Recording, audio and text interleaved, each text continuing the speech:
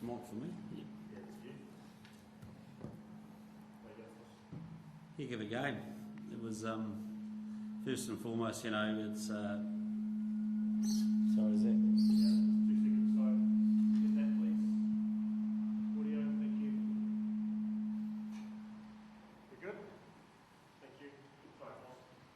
Just congratulations to Aussie on what was a really tense test match. You know, the first test for both teams and for the year, and you know, it's pretty obvious that both teams had high intention, really willing. Both probably missed opportunities that they would have liked. You know, and both teams will pick up opportunities they missed in the review, but.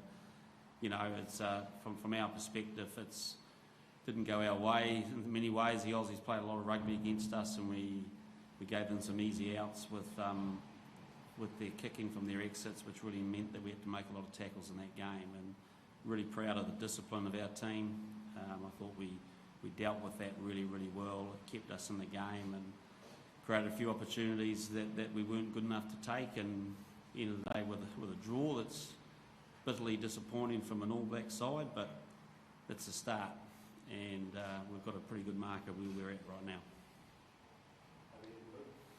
Ian, we've waited quite a long time for some All Black rugby. Can you sort of just talk us through those sort of 7 minutes of stoppage time and your reaction to that?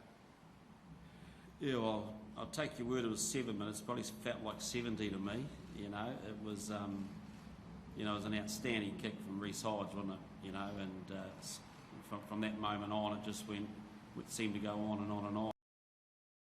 I loved our attitude. I thought we played some smart rugby in that little window. We got ourselves in through our line out and our drive, and we got ourselves into a really good opportunity. And again, we just weren't quite clinical enough or coordinated enough. Probably the best word to take it. So. You know, we'll take some learnings from that. I love the don't give up attitude at the end, but you know, we've got to be smarter than that in the minutes leading up to that, and we just got to make sure we utilise our strengths a little bit more than what we did in that game. Ian, will you look back to Rieko Ioane not forcing the ball on half time and think could have gone with a 13-3, 15-3 lead and the game might have been a bit different? Yeah, it would have been useful. You know, he's feeling pretty frustrated with himself, but you know, that's one of those little lessons that players have to go through. And you know, I thought he had a reasonably strong game apart from that. But yep. So in test matches, that's what they call test matches. You've got to take those bit little moments, and when you get a little bit sloppy in those moments, it can come back and bite you. Would you have liked your side to shape for a drop goal in that 7-8 minute period?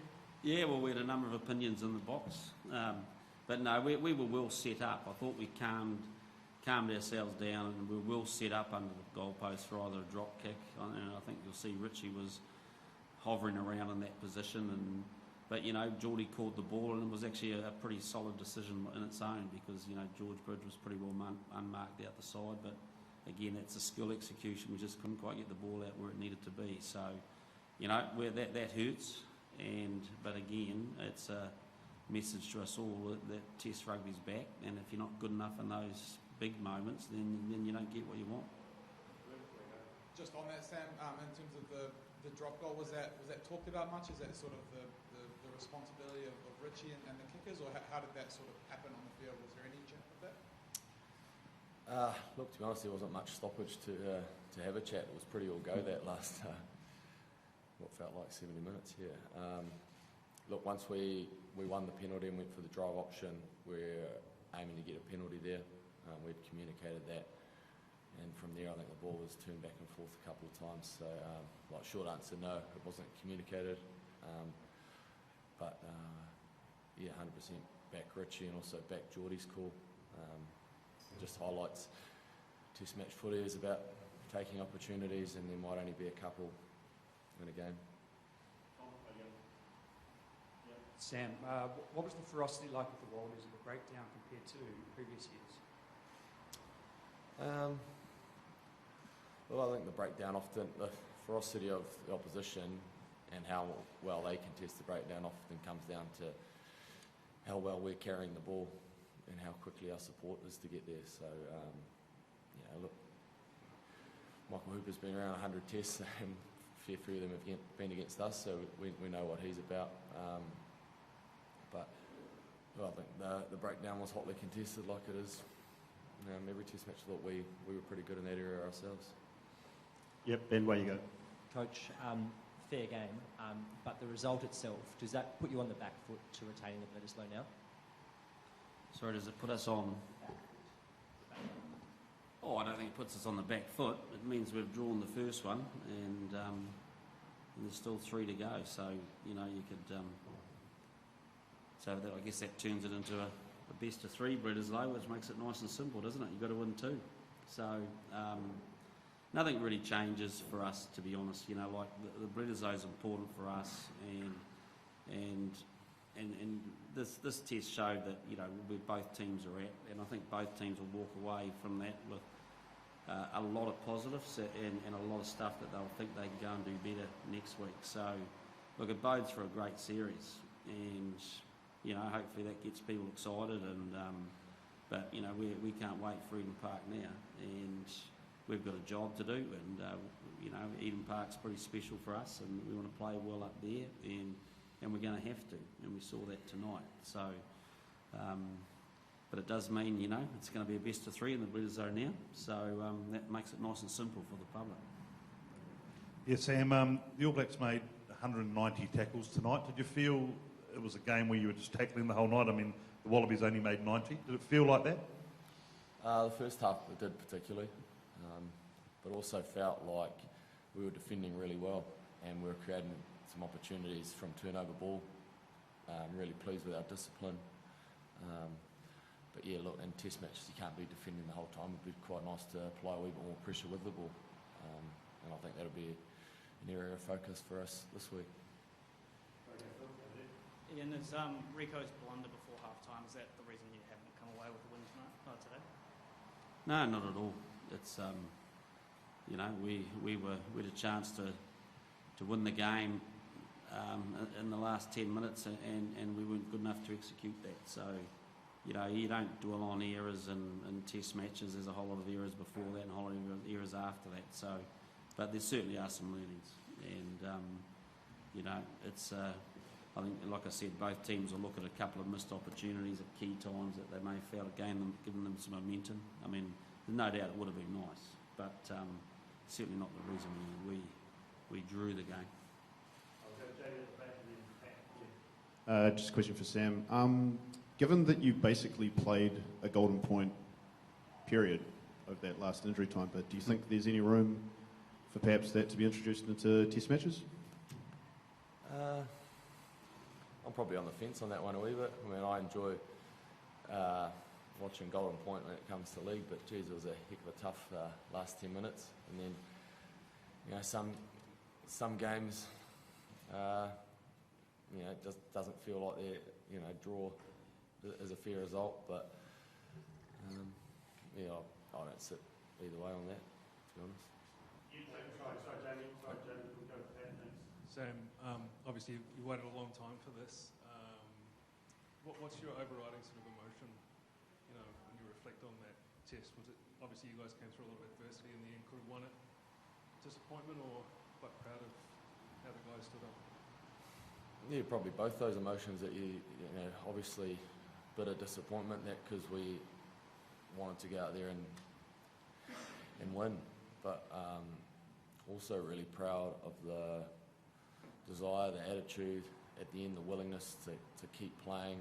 And I know from being in teams, when you're fighting at the end of a game, when there's genuine belief that you can get across the line, that you can get there, and 100% was with the 15 boys out there.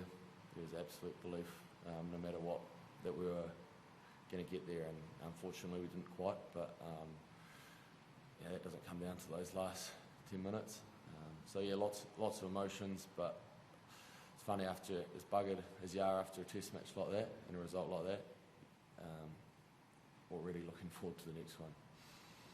We'll go with the last couple of questions. We've got Luke here and then one more. Ian, especially in that first half, obviously the Wallabies had a lot of ball. You guys were defending pretty well as well. Was there anything that surprised you from how they played in terms of compared to how you maybe prepped for it? Yeah, not really. From a sense of, I think we'd spoken beforehand. We thought they'd play a lot of ruck and run, a lot of ball retention type rugby. I thought they did that. They, they're developing some strong ball carriers, and they wanted to use those quite in the quite close quarters. But like Sam said, I think that it was a pretty even contest in that area. I thought we held them pretty well. So I think both teams. I think the conditions meant that neither team probably could really play with the width and maybe bring some other things they would have perhaps wanted to do in this game into play, and it probably narrowed it up and turned it into more of a carry tackle contest. So maybe we'll see a little bit more in the next one. Get a nice fine day. And can I just make one thing? I've actually forgotten to add this, but just to Michael Hooper on his achievement. I think he's been an outstanding competitor against us for a long time, and 100 tests is a very, very special occasion, and I know we celebrate it a lot when it happens to one of our players, so just congratulations to him and what he's achieved. Yeah, thanks, Foz. Sorry, where you go? Yeah, I'd like to reiterate that he's been an outstanding competitor for a long time, and to think that he's only 28, he's probably got a few more tests in him, so congratulations to Michael. Last question from you, Philip. Thank you. Yeah, you mentioned Rico was obviously frustrated by not to score that try. How do you kind of pick him up after a moment like that, with another Bledisloe coming up? Sounds like the article you're going to write about him. Might need to pick him up. He's okay. I think part of international rugby, like I've already said, is that you make an error, you move on, and so he's a confident young man, and he's got to learn from that one little thing, but he can also focus on a whole lot of good things that he did in that game too. Thanks, everyone. Cheers. We'll have players coming through after the Wallabies. Thank you.